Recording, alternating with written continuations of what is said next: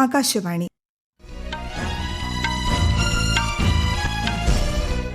നമസ്കാരം.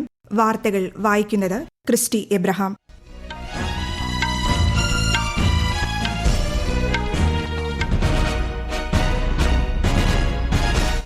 പ്രധാന വാർത്തകൾ. ജനക്ഷേമം, വളർച്ച, വികസനം എന്നിവയ്ക്ക് മുൻഗണന നൽകുന്നതാണ് കേന്ദ്ര സർക്കാരിന്റെ നയങ്ങളെന്ന് പ്രധാനമന്ത്രി നരേന്ദ്രമോദി. ബ്രിക്സ് യുവജനകാര്യമന്ത്രിമാരുടെ യോഗം ഇന്ന് വിശാഖപട്ടണത്ത്. കേന്ദ്രമന്ത്രി മൻസുഖ് മാണ്ഡവ്യ അധ്യക്ഷനാകും. ഇന്ത്യയിലെയും യുകെയിലെയും സായുധ സേനകൾ തമ്മിലുള്ള ഉഭയകക്ഷി സഹകരണം വിപുലീകരിക്കാൻ ഡൽഹിയിലെ നിർണായക യോഗത്തിൽ ധാരണ. 72ാമത് നെഹ്റു ട്രോഫി വള്ളംകളിക്കൊരുങ്ങി പുന്നമടക്കായൽ. മുഖ്യമന്ത്രി വി.ഡി. സതീശൻ ഉദ്ഘാടനം ചെയ്യും. ആലപ്പുഴ ജില്ലയിൽ ഇന്ന് പ്രാദേശിക അവധി. ആഭ്യന്തര ആവശ്യം നിറവേറ്റുന്നതിനുള്ള പഞ്ചസാര ശേഖരം രാജ്യത്ത് ഉറപ്പാക്കിയിട്ടുണ്ടെന്ന് കേന്ദ്ര സർക്കാർ. FIH ഹോക്കി ലോകകപ്പിൽ ഇന്ത്യൻ പുരുഷ ടീം ഇന്ന് ആതിഥേയരായ നെതർലൻഡ്സിനെ നേരിടും. വാർത്തകൾ വിശദമായി.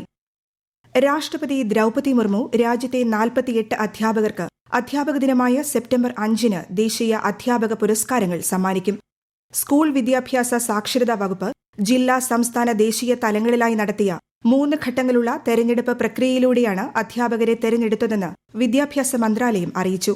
ന്യൂഡൽഹിയിൽ നടക്കുന്ന പുരസ്കാര വിതരണ ചടങ്ങ് ദൂരദർശനിലും വിദ്യാഭ്യാസ മന്ത്രാലയത്തിന്റെ സ്വയംപ്രഭാ ചാനലുകളിലും തത്സമയം സംപ്രേഷണം ചെയ്യും.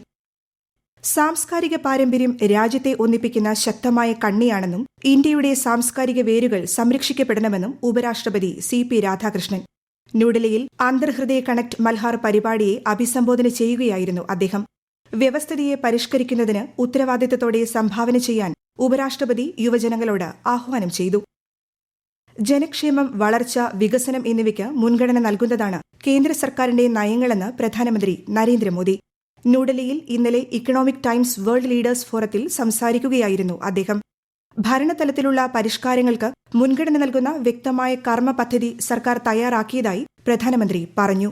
15 अगस्त को मैंने लाल किले से सप्तधारा की, सप्त शक्तियों की बात की है और इसलिए भारत आज पॉलिसी लेवल पर नेक्स्ट जनरेशन रिफॉर्म्स कर रहा है ताकि हमारा फ्यूचर सुरक्षित हो.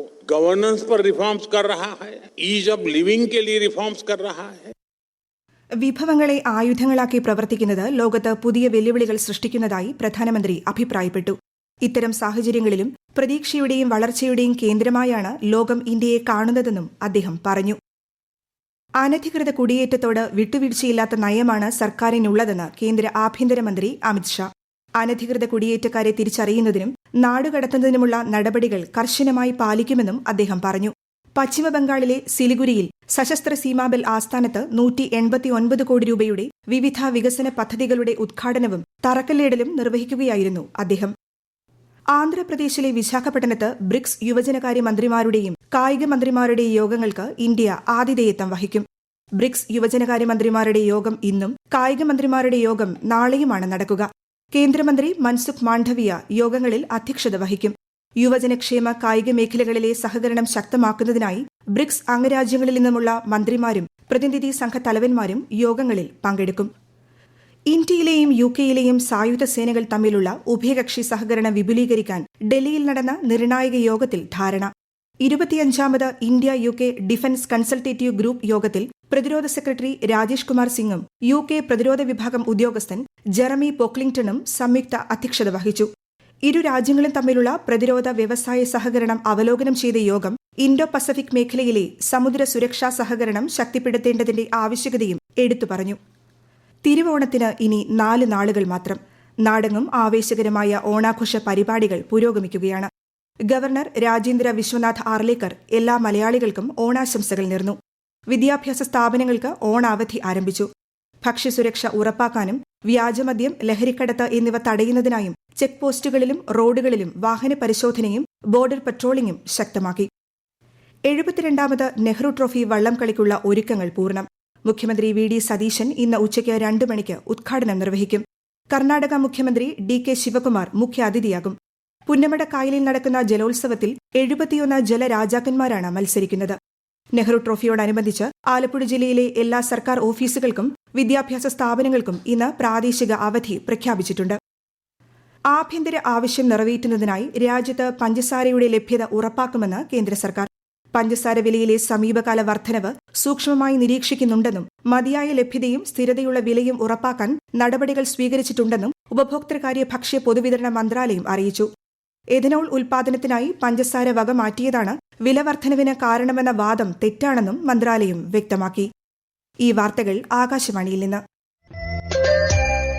ആകാശവാണി വാർത്തകളും വാർത്താധിഷ്ഠിത പരിപാടികളും All India Radio News Thiruvananthapuram YouTube ചാനലിലും All India Radio News Thiruvananthapuram Facebook പേജിലും AR News_ തിരുവനന്തപുരം ഇൻസ്റ്റഗ്രാം അക്കൌണ്ടിലും AR News_TVM X ഹാൻഡിലും ലഭ്യമാണ്. ബംഗ്ലാദേശിന്റെ 23ാമത് പ്രസിഡന്റായി ബംഗ്ലാദേശ് നാഷണലിസ്റ്റ് പാർട്ടിയുടെ മുതിർന്ന നേതാവ് മിർസ ഫക്രുൽ ഇസ്ലാം ആലംഗീർ സത്യപ്രതിജ്ഞ ചെയ്തു. പ്രസിഡന്റ് സ്ഥാനാർത്ഥി ഒലി അഹമ്മദിനെതിരെ 255 വോട്ടുകൾ നേടിയാണ് അദ്ദേഹം തെരഞ്ഞെടുക്കപ്പെട്ടത്.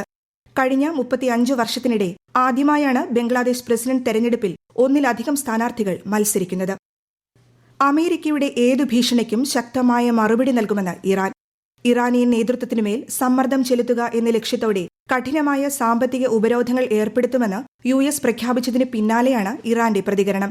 ഇറാന് ഏതെങ്കിലും തരത്തിലുള്ള പിന്തുണ നൽകുന്ന രാജ്യങ്ങൾക്ക് സാമ്പത്തിക പ്രത്യാഘാതങ്ങൾ ഉണ്ടാകുമെന്നും അമേരിക്കൻ പ്രസിഡന്റ് ഡൊണാൾഡ് ട്രംപ് മുന്നറിയിപ്പ് നൽകിയിട്ടുണ്ട്.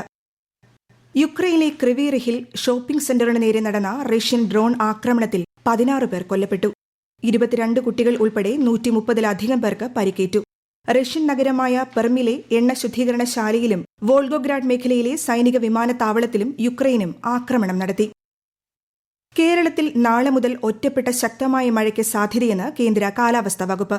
നാളെ മുതൽ ഈ മാസം 25 വരെ കേരളം ലക്ഷദ്വീപ് തീരങ്ങളിൽ മത്സ്യബന്ധനത്തിന് വിലക്കേർപ്പെടുത്തി. കള്ളക്കടൽ പ്രതിഭാസത്തിന്റെ ഭാഗമായി തിരുവനന്തപുരം, കൊല്ലം, ആലപ്പുഴ, എറണാകുളം, തൃശൂർ, മലപ്പുറം, കോഴിക്കോട്, കണ്ണൂർ ജില്ലകളിലെ തീരങ്ങളിലും കന്യാകുമാരി തീരത്തും ഇന്നും നാളെയും കടലാക്രമണത്തിന് സാധ്യതയുണ്ടെന്ന് ദേശീയ സമുദ്ര വിവര വിശകലന കേന്ദ്രം അറിയിച്ചു. വർദ്ധിച്ചുവരുന്ന സാമ്പത്തിക സൈബർ കുറ്റകൃത്യങ്ങൾ തടയുന്നതിനായി വിവിധ ബാങ്കുകളുമായി ഒന്നിച്ച് പ്രവർത്തിക്കുമെന്ന് Kannur city police. Kannur city police commissioner VB Vijayabharath റെഡ്ഡിയുടെ നേതൃത്വത്തിൽ നടന്ന ജില്ലയിലെ ബാങ്ക് മാനേജർമാരുടെ യോഗത്തിലാണ് തീരുമാനം. കൂടുതൽ വിവരങ്ങളുമായി ആകാശവാണി കണ്ണൂർ ജില്ലാ പ്രതിനിധി KO ശശിധരൻ. സംശയാസ്പദമായ അക്കൗണ്ടുകൾ, വലിയ തോതിലും അസ്വാഭാവികമായതുമായ പണമിടപാടുകൾ എന്നിവ ശ്രദ്ധയിൽപ്പെട്ടാൽ കാലതാമസമില്ലാതെ പോലീസിനെ വിവരമറിയിക്കണം. ഒരു സൈബർ തട്ടിപ്പ് നടന്നയുടൻ പ്രതികളെക്കുറിച്ചുള്ള നിർണായക വിവരങ്ങൾ കണ്ടെത്താനും പണം നഷ്ടപ്പെട്ടവർക്ക് അത് വേഗത്തിൽ തിരിച്ചുപിടിച്ചു കൊടുക്കാനും പോലീസും ബാങ്കുകളും തമ്മിലുള്ള തത്സമയ ഏകോപനം അത്യന്താപേക്ഷിതമാണെന്ന് യോഗത്തിൽ അഭിപ്രായപ്പെട്ടു. പുതിയ സൈബർ തട്ടിപ്പ് രീതികളെക്കുറിച്ച് ബാങ്ക് ജീവനക്കാർ നിരന്തരം അപ്ഡേറ്റഡ് ആയിരിക്കണമെന്നും ഈ വിവരങ്ങൾ തങ്ങളുടെ ഉപഭോക്താക്കളിലേക്ക് കൃത്യമായി എത്തിച്ച് അവരെ ബോധവാന്മാരാക്കാൻ ബാങ്കുകൾ മുൻകൈയെടുക്കണമെന്നും യോഗത്തിൽ നിർദ്ദേശിച്ചു. FIH ഹോക്കി ലോകകപ്പിൽ ഇന്ത്യൻ പുരുഷ ടീം ഇന്ന് ആതിഥേയരായ നെതർലൻഡ്സിനെ നേരിടും. ഇന്ത്യൻ സമയം വൈകുന്നേരം 7:30 മത്സരം. പാകിസ്ഥാനെ 5-3 പരാജയപ്പെടുത്തി ഇന്ത്യ പൂൾ ഡിയിൽ 2ാം സ്ഥാനത്താണ്. ഇന്ത്യൻ വനിതാ ടീം ഇന്നലെ നെതർലൻഡ്സിനെതിരെ ഏകപക്ഷീയമായ 2 ഗോളുകൾക്ക് പരാജയപ്പെട്ടു. നാളെ ഓസ്ട്രേലിയയുമായാണ് വനിതാ ടീമിന്റെ പോരാട്ടം. ഇന്ത്യൻ ജാവലിൻ താരം നീരജ് ചോപ്രയ്ക്ക് ലോസാൻ ഡയമണ്ട് ലീഗിൽ വെള്ളി മെഡൽ. സീസണിലെ തന്റെ ഏറ്റവും മികച്ച ദൂരമായ 88.05 മീറ്റർ എറിഞ്ഞാണ് നീരജ് 2ാം സ്ഥാനം നേടിയത്. ശ്രീലങ്കയുടെ റുമേഷ് തരംഗയ്ക്കാണ് സ്വർണം. ലോക ബാഡ്മിന്റൺ ചാമ്പ്യൻഷിപ്പിന്റെ വനിതാ ഡബിൾസ് സെമിയിൽ ഇന്ത്യയുടെ ട്രീസ ജോളി, ഗായത്രി ഗോപിചന്ദ് സഖ്യം ഇന്ന് ചൈനീസ് ജോഡിയെ നേരിടും. ന്യൂഡൽഹിയിലെ ഇന്ദിരാഗാന്ധി ഇൻഡോർ സ്റ്റേഡിയത്തിലാണ് മത്സരം. ഇന്നലെ നടന്ന മത്സരത്തിൽ ഇന്ത്യയുടെ പുരുഷ ഡബിൾസ് സഖ്യം ക്വാർട്ടറിൽ ചൈനയോട് പരാജയപ്പെട്ട് ടൂർണമെന്റിൽ നിന്ന് പുറത്തായി. ഡെറാഡൂണിൽ നടന്ന ഇന്ത്യ നേപ്പാൾ സംയുക്ത പ്രവർത്തക സമിതിയുടെ 14ാമത് യോഗത്തിൽ ഇരു രാജ്യങ്ങളുടെയും ഉഭയകക്ഷി സഹകരണത്തിന്റെ എല്ലാ മേഖലകളും അവലോകനം ചെയ്തു. പ്രധാന വാർത്തകൾ വീണ്ടും. ജനക്ഷേമം, വളർച്ച, വികസനം എന്നിവയ്ക്ക് മുൻഗണന നൽകുന്നതാണ് കേന്ദ്ര സർക്കാരിന്റെ നയങ്ങളെന്ന് പ്രധാനമന്ത്രി നരേന്ദ്രമോദി. ബ്രിക്സ് യുവജനകാര്യമന്ത്രിമാരുടെ യോഗം ഇന്ന് വിശാഖപട്ടണത്ത്. കേന്ദ്രമന്ത്രി മൻസുഖ് മാണ്ഡവ്യ അധ്യക്ഷനാകും. ഇന്ത്യയിലെയും UK-യിലെയും സായുധ സേനകൾ തമ്മിലുള്ള ഉഭയകക്ഷി സഹകരണം വിപുലീകരിക്കാൻ ഡൽഹിയിലെ നിർണായക യോഗത്തിൽ ധാരണ. 72ാമത് നെഹ്റു ട്രോഫി വള്ളം കളിക്കൊരുങ്ങി പുന്നമടക്കായൽ. മുഖ്യമന്ത്രി VD സതീശൻ ഉദ്ഘാടനം ചെയ്യും. ആലപ്പുഴ ജില്ലയിൽ ഇന്ന് പ്രാദേശിക അവധി. ആഭ്യന്തര ആവശ്യം നിറവേറ്റുന്നതിനുള്ള പഞ്ചസാര ശേഖരം രാജ്യത്ത് ഉറപ്പാക്കിയിട്ടുണ്ടെന്ന് കേന്ദ്ര സർക്കാർ. FIH ഹോക്കി ലോകകപ്പിൽ ഇന്ത്യൻ പുരുഷ ടീം ഇന്ന് ആതിഥേയരായ നെതർലൻഡ്സിനെ നേരിടും. വാർത്തകൾ കഴിഞ്ഞു. അടുത്ത വാർത്താ പ്രക്ഷേപണം ഉച്ചയ്ക്ക് 12:30.